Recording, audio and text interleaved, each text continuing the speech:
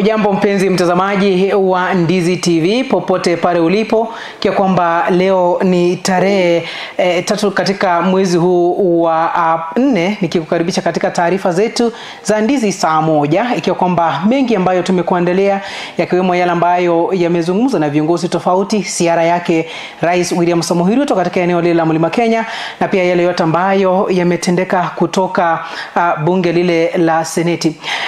Mwelekezi wangu ni Abigail Nyanchama na jina langu ni Jeff Nyakundi.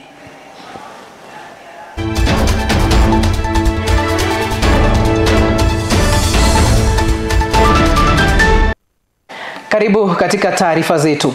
Tukianza ni kwamba mwanasiasa Maina Njenga amekanusha madai ya kwamba anawapanga vijana wanaohusishwa na kundi la Mungiki kuhudhuria mikutano ya Rais William Samoei Ruto katika safari yake ya Mlima Kenya.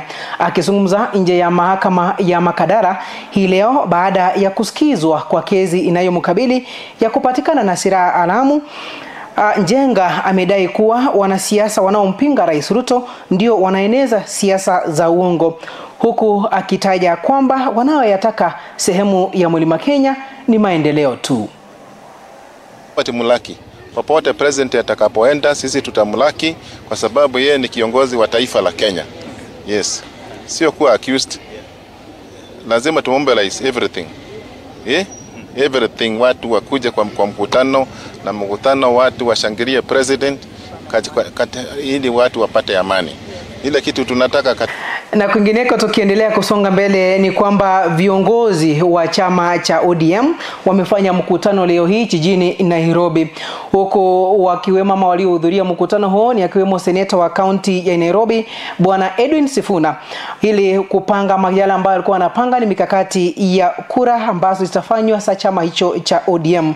Na pale wametoa wito ama wamewakashifu viongozi wamewakashifu madai yale ambayo yametolewa na baadhi ya viongozi wa upinzani hapa nchini Kenya, kutaja kwamba chama cha ODM kimeingilia mchakato unaoendelea wa kuunda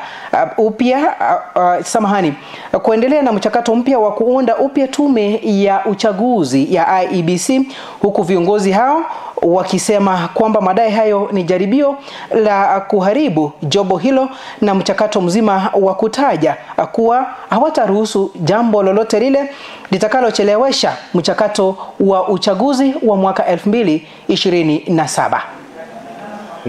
For the avoidance of doubt, no ward or branch elections shall take place in these areas as the rest of the country goes on with those elections on the 7th and the 9th of April 2025. Then the county elections coordinators for Nairobi, all of them, the chair of the coordinators in Migori and some of the coordinators from Siaya counties are to be replaced with immediate effect. New coordinators shall be announced to take up those slots by the National Elections Coordinating Committee prior to the 7th of April 2025.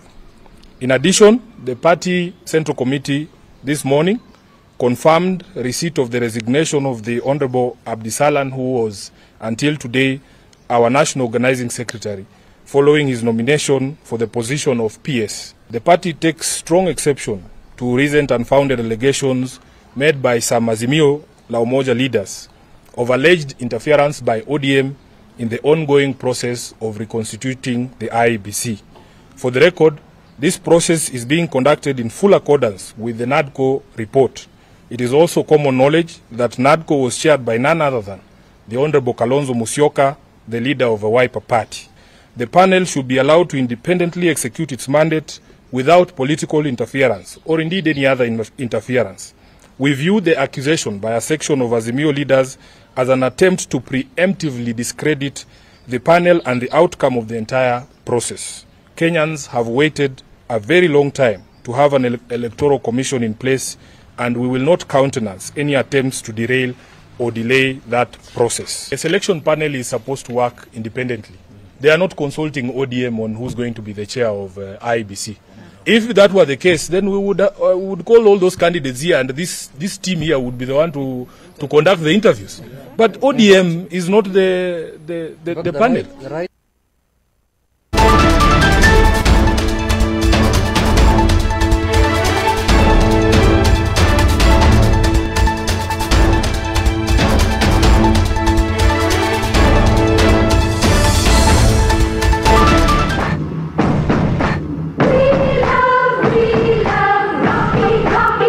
Shule ya kutoa mafunzo ya uendeshaji wa magari ya Rocky Driving School wana huduma mbalimbali za mafunzo ya uendeshaji wa magari. Unaweza jifunza class A2, B1, B automatic, B professional, C light truck, D1 ambayo ni PSV, uendeshaji wa matatu 14 sita, D2 PSV, uendeshaji wa magari ya aina ya bus, CE heavy truck, F PWD kwa watu walio na ulemavu. Pia wana short courses za PCD na B executive. Uzuri wa kujifunza kuendesha gari na Rocky Driving School ni kwamba classes zao ziko flexible kabisa na ni wakati wowote kwa siku. Wako approved na shirika la NTSA. Kuna mafunzo ya kuendesha mezani, wana basic mechanics, basic first aid na mengine mengi. Mjini Kisii wapo jumba la Market Plaza next to Uhuru Plaza. Nyakoe wako Kiuge Junction. Nyamira Rocky Driving School wako at Manga Building Sama Petrol Station, na Ugembo wako mita 100 kutoka barabara kuu ya Mosora, na pia wako Kilgoris Town. Wana special offers kwa form 4 school leavers. Kwa mengi zaidi mpigie simu manager wa Rocky Driving School.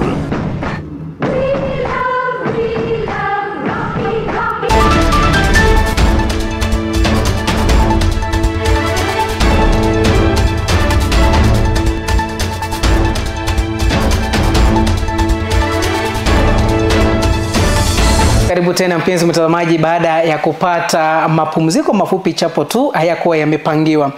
Tukiendelea kusonga mbele, ni kwamba aliyekuwa waziri wa utumishi wa umma Bwana Justin Muturi ametaja kwamba alifutwa kazi na Rais William Samoei Ruto kwa sababu ya mauaji ya kiholela na utekaji nyara wa vijana wa Gen Z. Muturi ameyasema hayo leo hii katika kikao na wanahabari jijini Nairobi. Aidha, hapo jana Justin Muturi alimkabidhi waziri wa usalama ama waziri wa mambo ya nchi za nje na diaspora Musalia Mudavadi rasmi afisi yake, na aliyeteuliwa kama waziri wa utumishi wa umma Geoffrey Ruku akitarajiwa kupigwa msasa kabla ya kuapishwa kuchukua hatamu katika wizara hiyo ya utumishi wa umma. And resolution on the way forward. This because, ladies and gentlemen, apart from the fact that I was personally affected, there are several Kenyan families, friends and relatives of Kenyan youth who still are missing. Others have been found dead, and others released after undergoing a lot of torment. The third cabinet meeting took place on the 11th of March 2025 at State House Nairobi. Unlike in the other two, I had been invited and sent the agenda for the day. The item on abductions and extrajudicial killings was still missing on the agenda. Once again, I wrote directly to the President in a letter dated 10th of March, again referring to the previous two letters and reiterating my position. And I did beseech the President this time around to direct that the vexing issue of abductions and extrajudicial killings in our country be prioritized and placed on the agenda for any future cabinet meetings. Ladies and gentlemen, to date, the President has never acknowledged receipt nor responded to any of my letters, clearly thereby indicating that the matter of abductions and extrajudicial killings is not worthy of his attention or that of the cabinet. After each cabinet meeting, as you all know, we, and I in particular, regularly receive, without failure, a dispatch from the cabinet indicating all the matters that have been discussed and the decisions thereof, but the matter of abductions and extrajudicial killings has never been discussed. I was therefore, like many Kenyans, was surprised to hear the president on live television on the evening of the 31st of March, stating that the issue had been discussed in cabinet and had been resolved. Since my reasons for not attending cabinet are clearly stated in the letters that I have referred to, the inference one draws from my sacking is that raising the issue of abductions and extrajudicial killings must be terribly annoying to the president. It is no wonder that those closest to the president have variously been in different fora calling for my resignation and or sacking. From what I've stated above, it is clear that what the president has said about my not attending cabinet meetings is untrue and perhaps confirms what we have been seeing on social media, where many Kenyans are overwhelmingly doubting anything that the president says.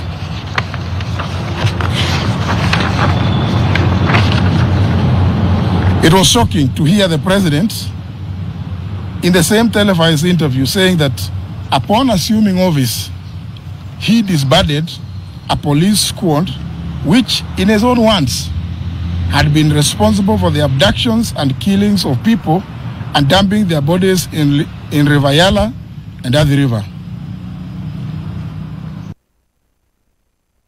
Na tukiendelea mbele, turejee katika kaunti ya Nyamira. Ni kwamba maseneta sasa wanamtaka gavana wa kaunti ya Nyamira Amos Nyaribo aitwe mbele ya kikao cha seneti. Hii ni baada ya kubainika kuwa kaunti hiyo inaendesha vikao ama mabunge mawili sawia. Aidha, wakijibu kauli ya seneta wa kaunti ya Nyamira Okongo Omogeni kuhusu mzozo wa bunge ambao umeshughulikiwa nje ya bunge, maseneta wamemkashifu gavana huyo kwa kuhujumu kimakusudi usimamizi wa kaunti ya Nyamira, na hivyo basi anayo haja ya kumwajibisha. Tukisonga mbele, ni kwamba seneta wa Nyamira Okongo Omogeni anataka bunge la seneti kuingilia kati, akitaja kuwa mzozo huo umeelemaza maendeleo katika kaunti ya Nyamira. Aidha, gavana Nyaribo anakabiliwa na kesi ya matumizi mabaya ya shilingi bilioni 5.58 kwa mujibu wa ukaguzi uliofanywa. Kaunti ya Nyamira kuna watu wamesoma. Nyamira kuna watu ambao wanaelewa kunaendelea namna gani. Lakini kwa hivi sasa tunaona aibu tupu ambayo huyu gavana Amos ameweza kuileta ndani ya Nyamira. Haiwezekani kuwa na county assembly mbili ikiwa wewe ni governor peke yake pale. Haiwezekani. Na ni matusi kwa watu wa Nyamira kufanyiwa namna hii.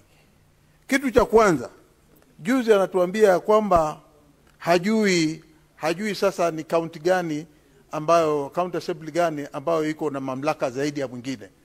Lakini ikifika saa kutambua pale anapeleka pesa, anaweza kuangalia pale mambo ya pesa yanapokwenda. Haangalii sasa ni county gani ambayo ni county assembly gani ambayo inatikana kulingana na sheria. Haijafanyika hata siku moja katika Kenya yetu kuona ya kwamba katika tokea ugatuzi uanzishwe kwamba katika county moja unapata kwamba kuna county assemblies mbili. Je, wewe kama governor uko na akili kweli? Uko na akili kwamba unaweza kuruhusu county mbili na wewe governor mmoja unaketi hapo mahali? Ndio sababu alipokuwa amekuja hapa na akaulizwa maswali, ilipatikana ya kwamba yeye mwenyewe katika taarifa ya masomo yake yako na shida. Alileta makaratasi gushi ndio akaruhusiwa hata akasimama. Hii tabia ya kuruhusu watu wa kuleta makaratasi gushi alafu wanapitisha hii makaratasi, wengine wanaenda kupigania vyeo, hii ndio imetufanya sasa tumekuwa na magavana ambao sasa wana behave namna hii. Kazi yao hawajui kwa sababu hata kuenda skuli pia ilikuwa shida. Sasa Speaker, sisi tunasema huu uchawi ambao unaendelea ndani ya Nyamira ukome.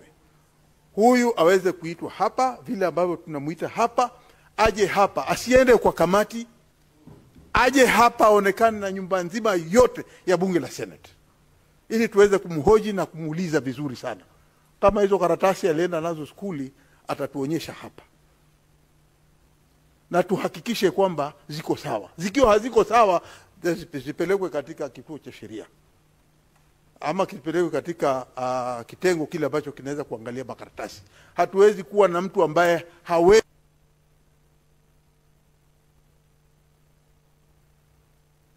Dakika moja. Dakika mbili, Spika, nataka kumaliza. Proceed.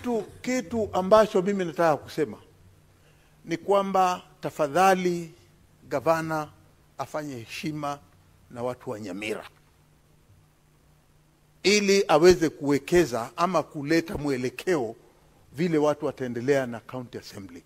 Hatuwezi kukubali kuwa na speaker wawili, kuwa na maclerks wawili, kuwa na kila mahali watu wawili. Wanalipwaje hao watu? Na mimi nataka kukubaliana na kiongozi wa walio wengi, ndugu yangu Cheriot, akisema ya kwamba makosa haya yanaletwa na mtu mmoja ambaye ako na interest hapo, ambaye anaweza kutuambia. Kwa hiyo sisi tunasema kwamba huyo mtu pia na yeye huyo control of budget, ikiwa itawezekana, baada ya yeye tumuite aje katika jumba hili la Senate ili tuweze kumhoji. Asante Speaker. Na tunapoendelea kusonga mbele ni kwamba jobo la usahili wa waombea ukamishona katika tume huru ya uchaguzi ya IEBC leo hii limeendelea kuwahoji wanaogombea kiti hicho, kwani wale ambao wamefika mbele ya chopo hilo ni pamoja na mhandisi Collins Godon Juma ambaye kwa sasa ni mwenyekiti wa bodi ya huduma ya umma, na katika kaunti ya Siaya na Dennis Otieno ambaye ni mtaalam wa utawala. Aidha, jobo hilo lilikuwa linadhamiria kujua jinsi ambavyo wawili hao watatumia ujuzi wao kuleta mabadiliko katika mfumo wa kiteknolojia ya kisasa unaotumika kupeperusha matangazo ya uchaguzi ifikapo ama ikiwa kwamba watachishindia cheo hicho. What would you do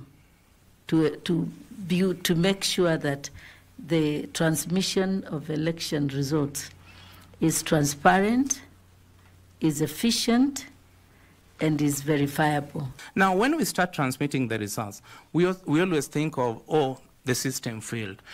During the procurement of those systems, do we ask the hard questions?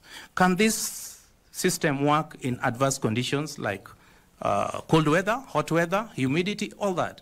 Should be asked about technology. If we can improve on that and on our transmission system with the local service providers like Safaricom and all that, we should be able to get it right. How do you think that your NDI role and patronage will play in this new role should you succeed? Now, if you look at the participation rates of the voter turnout in the last election, at 65, again, that is the least in 2 decades in this country. And I think we need people who can actually look at it, build policies that can address it, design strategies that are geared towards addressing it, and then offer the oversight necessary really to achieve it. Mtazamaji mpendwa wa runinga ya Ndizi TV, nikiangalia saa pale ni saa 1:22, basi nitakuwa nikipata mapumziko mafupi, kisha baadaye nikirejea nikupe taarifa zile ambazo tumekuandalia katika jumba chetu cha habari, ikiwemo ziara yake Rais Ruto eneo lile la Mlima Kenya, haswa kaunti ya Meru, na yale yote ambayo yalitokea katika bunge la Seneti wakati Musalia Mudavadi ambaye ni waziri mwenye mamlaka makuu alifika mbele ya Seneti pale kueleza mambo mawili matatu kuhusiana na usalama. Basi nipata kumeza tumate kidogo, kisha baadaye nitakuwa narejea nikupashe yale ambayo yameendelea. Mwelekezi wangu ni Abigail Nyanchama na jina langu ni Jeff Nyakundi.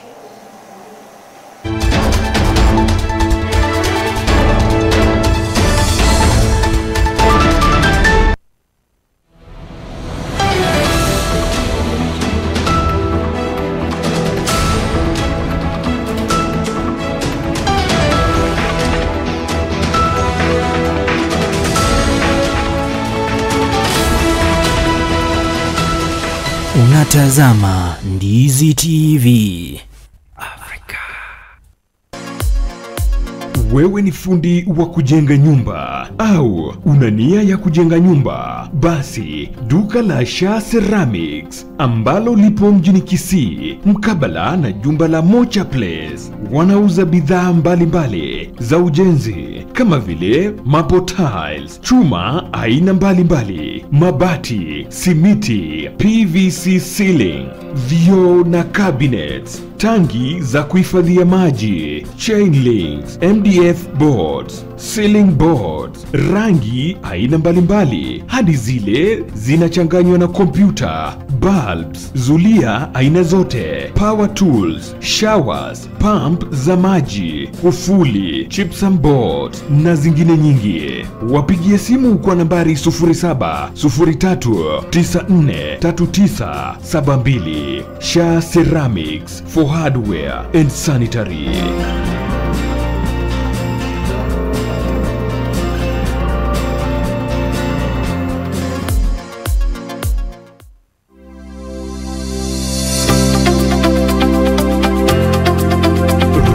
Training College ni chuo cha mafunzo ya udaktari kilicho mjini Kisii. Kina courses kama vile Diploma in Nursing ambao usajili wake wa mwezi wa 3 na mwezi wa 4 unaendelea.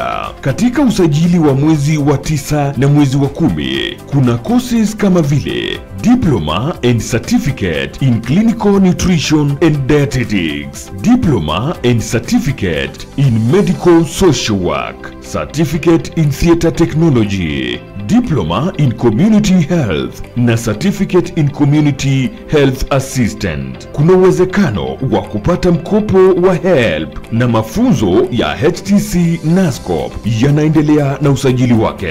Tupo katika hospitali ya Ram, ghorofa ya 3, karibu na mahakama ya Kisii Law Court, huku tawi lingine likiwa karibu na chuo cha KMTC na kanisa la Deliverance. Tupigie simu kwa nambari 0721332105 kwa mengi zaidi. Welcome to Ram Medical Training College. Ram Training College. We provide quality service and uphold high intellectual values.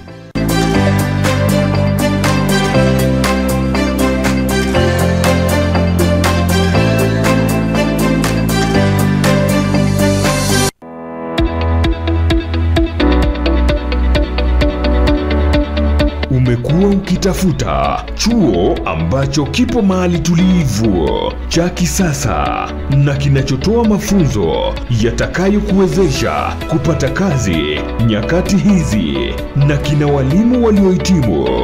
Bas Camel Park Training College ndicho chuo hicho.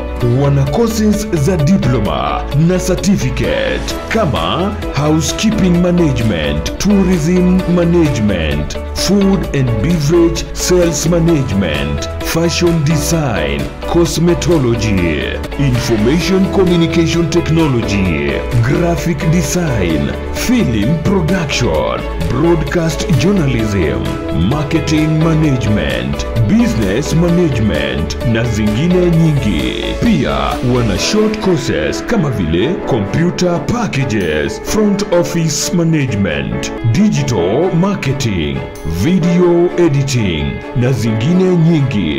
Admission inaendelea. Mwandikie barua msimamizi mkuu wa chuo hicho pamoja na vyeti vyako vya KCSE au result slip. Pia unaweza jisajili mtandaoni kwa tovuti yetu ya www.camelparkcollege.co.ke au upige simu kwa 0755386594 au 0753915354. Tupo katika barabara ya Kisii Kilgoris. Camel Park Training College, empowering excellence, inspiring innovation.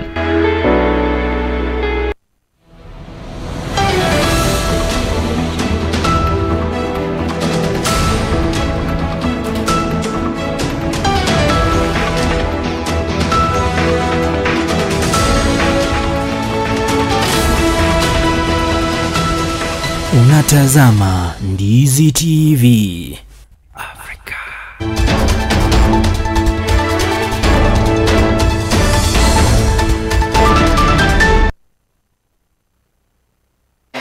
Basi mpenzi mtazamaji, karibu tena, tuendelee kupashwa ama niendelee kukujulisha ni yapi ambayo yameendelea katika Ndizi saa moja. Mwelekezi wangu ni yapi Nyanchama, nami ni Jeff Nyakundi. Tukiendelea kusonga mbele, tukiangazia ziara yake Rais William Samoei Ruto.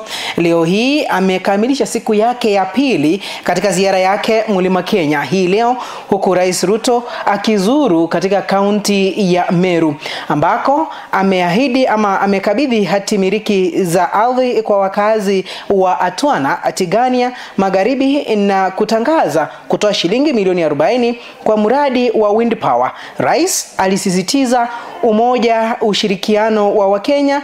Ripota wetu Nelfa Olo na taarifa hiyo kwa kina. Rais William alifanya ziara yake ya pili katika kaunti ya Meru ambapo alikabidhi hadhi miliki za ardhi kwa wakazi wa eneo la Atwantegan Magharibi na pia kutoa shilingi milioni 40 kwa ajili ya mradi wa upepo wa wind power.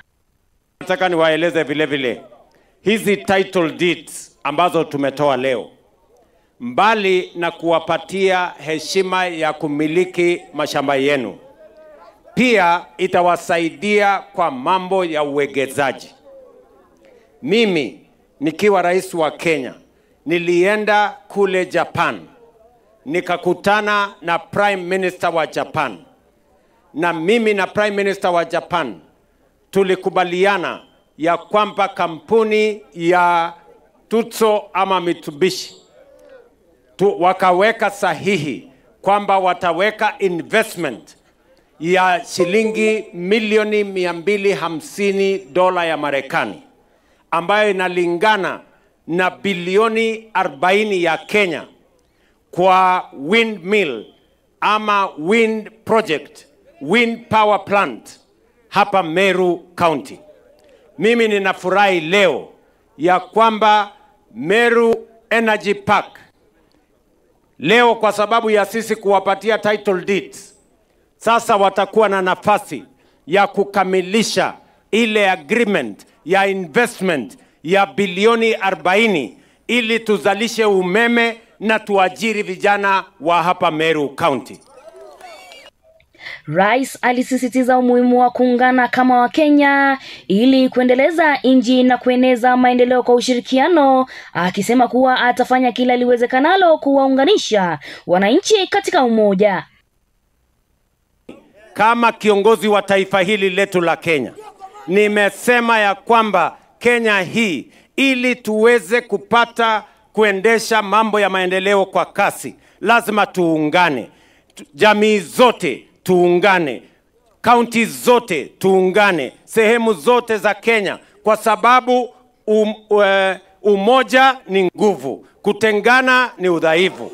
Mimi nawauliza watu wa Meru, mimi kama rais wa taifa letu la Kenya nimesema nitaunganisha wananchi wote wa kutoka taifa letu la Kenya bila ya kujali wanatoka jamii gani, wanatoka sehemu gani, wanatoka kaunti gani, kwa sababu sisi wote kwa mapenzi ya Mungu ni ndugu moja, watu wa taifa moja, sisi ambao tutafaulu tukiwa pamoja. Naibu Rais Profesa Kithure Kindiki alitoa wito kwa Wakenya kumpa rais muda ili aweze kuwaleta Wakenya pamoja na kutekeleza sera za maendeleo, huku akisisitiza umuhimu wa kupuuza ukabila na kuzingatia umoja wa kitaifa. Rais amesema nchi yetu ni nchi moja, na yeye kama kiongozi wetu wa taifa letu tumpatie nafasi aunganishe nchi yetu iwe taifa moja. Tuachane na mambo ya ukabila na kusumbuana kwa sababu ya pahali mtu amezaliwa ama dini yake, kwa sababu sisi zote ni wananchi wa Kenya. Hatutaki mambo ya ukabila na migawanyiko. Mnaunga rais mkono aunganishe taifa letu ya Kenya? Aendelee asiendelee? Aendelee asiendelee? Wacha nione kwa mkono wale wanasema rais aendelee na umoja wa taifa. Waziri wa utalii Penina Maloza naye alielezea juhudi zinazofanywa na serikali ili kukuza sekta ya utalii katika kaunti ya Meru, akitaja miradi ya ujenzi wa uwanja wa ndege na juhudi za kuhifadhi mbuga za wanyama ambazo zitachochea ukuaji wa utalii katika eneo hilo. Na kupitia uongozi wa rais wetu tumefanya mambo kadhaa ili kuinua utalii hapa. Mnajua tumetengeneza ile barabara junction ya Murera Kindani, na hapo pia tumejenga ablution block. Alafu Meru Mulika airstrip tumeweka pesa kwa budget. Hiyo airstrip itakuwa ikitumia 25 minutes kutoka Nairobi na dakika 40 kutoka Mombasa. Alafu kwa mgogoro ya watu na wanyama tuko na ua ama fence kilomita 173 ambayo tunaendelea kumaintain.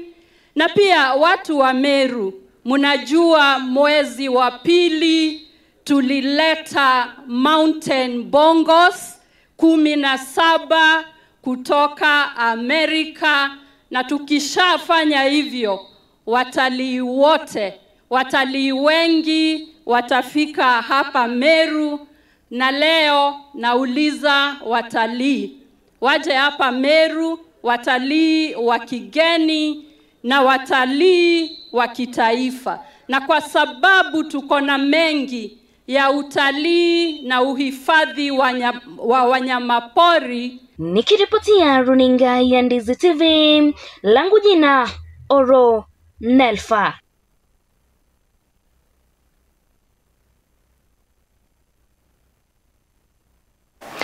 Basi asante sana ripota wetu Olonelfa kwa taarifa hiyo kwa kina. Tukiendelea kusonga mbele ni kwamba wito umetolewa kwa kina mama wajawazito nchini kupata matibabu ya miezi 9 kabla ya kujifungua ili kuzuia vifo vya watoto vinavyotokea wakati akina mama hao wanajifungua. Akizungumza katika hafla ya kusherehekea wanadada wajawazito katika hospitali moja kaunti ya Migori, Alex Oto, daktari wa uzazi, ametaja kwamba idadi ya watoto wanaoaga wakizaliwa imeongezeka eneo hilo la Migori. Ripoti hiyo, ripota wetu Lennox Odede anayo ripoti ama taarifa hiyo kwa kina. Akizungumza kwenye hafla ya kuwasherehekea wanadada wajawazito au pregnancy fair ambayo iliandaliwa na hospitali moja mjini Migori, Alex Oto ambaye ni daktari wa uzazi amesema kuwa idadi ya watoto wanaoaga wanapozaliwa katika kaunti hii sasa imezidi. Migori County is one of those counties in Western Kenya that has a very high maternal mortality. We are actually at 673 per 100,000 live births, which is very high if you compare to the national average, which is around 355. Ametoa wito kwa wamama wajawazito kutembelea hospitali kila mara na kupata matibabu ya antenatal ili kuzuia vifo kama hivyo. We are doing this basically to ensure that we lower maternal and perinatal mortality within our county, and also encouraging these mothers to have hospital deliveries and attend antenatal care. Because by attending antenatal care regularly and according to the plans that we designed for them, we hope that some of the complications that they go through, especially during their pregnancies and during deliveries, are mitigated. Kwa upande wake, Rael Amaya ambaye ni tabibu pia ametoa wito kwa wamama wajawazito kujifungua hospitalini. Tunawahamasisha wamama wetu muhimu wa kuzalia hospitalini na kuhakikisha kwamba wanazingatia all antenatal clinics ambazo wanafaa wapate hospitalini. Jambo lingine pia tunawafundisha kuhusu wajielewe umuhimu wa danger signs mapema ili wanapoona lolote wanakuja pale. Madhara ni mengi ambayo mama anaweza kupata anapoenda kuzalia kwa Nyamrera. Moja wapo, mama anaweza kupoteza maisha yake, kwa sababu kuna zile complications ambazo zinajitokeza mara nyingi ambapo Nyamrera si rahisi agundue. Tuseme for example, mama akijifungua aanze kubleed, develop PPH, aanze kubleed, huyu mama hata kuwa na any source ya kumsaidia huyu mama. Zaidi ya hayo, wamewarai kina mama kujiandikisha kwa bima ya afya ya SHA ambayo kwa sasa inasimamia matibabu ya kujifungua.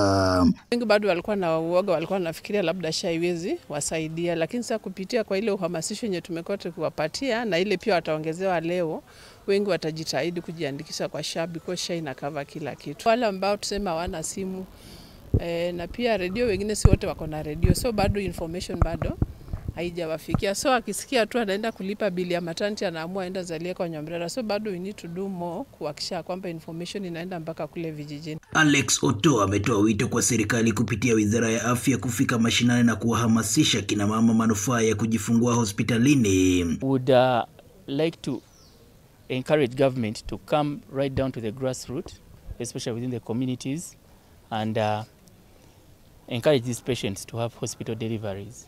Nikiripotia Ndizi TV Africa kutoka kaunti ya Migori, mimi ni Lennox Odede. Na kwingineko nikifika tamati ni kwamba Waziri Mkuu Musalia Mudavadi ambaye pia ni waziri wa masuala ya kigeni na diaspora alifika mbele ya kamati ya usalama katika bunge la Seneti kutoa majibu kuhusu hali ya wakimbizi katika kambi ya Magato na Dilo nchini Ethiopia. Ripota wetu Chemtai Kirui na taarifa hiyo kwa kina.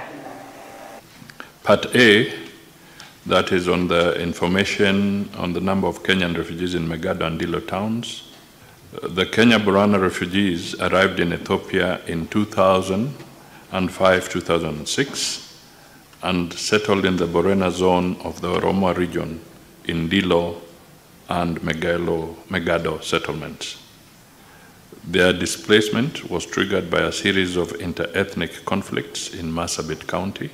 Akizungumza mbele ya Seneti mchana wa leo, Waziri Musalia Mudavadi amesema kwamba kuna wakimbizi wafikao 2,060 katika kambi ya Dilo na 3,600 katika kambi ya Magado nchini Ethiopia, wengi wao wakitokea katika kaunti ya Marsabit.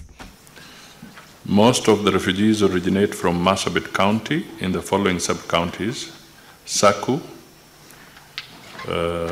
in Marsabit area, North Hor, Maikona, Dukana, North Hor again, and Muyale sub-county.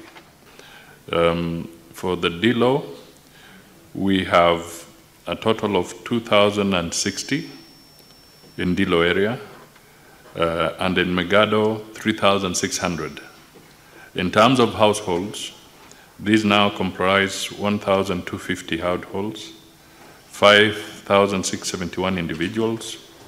Male are 2,788, female are 2,883, and children are 3,385 out of the total figure of 5,671. Aidha, waziri huyo amedokeza kwamba urejeshaji wa wakimbizi hao nchini ni sharti kuwe kulingana na sheria ya kimataifa. That we would not want Kenyans to be refugees anywhere. And if we had all the resources and all the planning, it would not necessarily take this long for the refugees to be to be repatriated. But remember, you have to do it voluntarily, because any forced repatriation will be contrary to the international law and matters of humanitarian rights. So we cannot force. Akijibu swali la seneta wa Marsabit Chute Mohamed, Mudavadi ameelezea mikakati ya kidemokrasia itakayopelekea kurejeshwa kwa wakimbizi hao nchini. The following are possible options. One, there's organized and facilitated return by the UNHCR. There's also the self-organized or self-return, which is usually spontaneous, and the role of the UNHCR in this option will be limited. Aidha, wakimbizi 4,993 wameonyesha nia ya kurejea nchini. Currently, as I said, 4,993 individuals have expressed their desire to return back to Kenya, and the process of repatriation should begin. Nikiripotia runinga ya Ndizi TV Africa, jina langu ni Chemutai Kirui. Basi mpenzi mtazamaji wa Ndizi TV, kufika hapo nafika tamati kwa taarifa zetu za Ndizi saa moja, nikitoa shukran sufufu kwa wale wote ambao walifanikisha taarifa hizo, wakiwemo maripota wetu kutoka maeneo tofauti tofauti, na bila shaka wale ambao wamesifanikisha katika pale chumba chetu cha habari. Kwa kwamba nakutakia jioni njema na usiku mwema usiokuwa na bugudha yeyote ile. Mwelekezi wangu amekuwa ni Abigail Nyanchama, nami ni Jeff Nyakundi. Tupatane tena panapo majaliwa. Kwaheri kwa siku ya leo.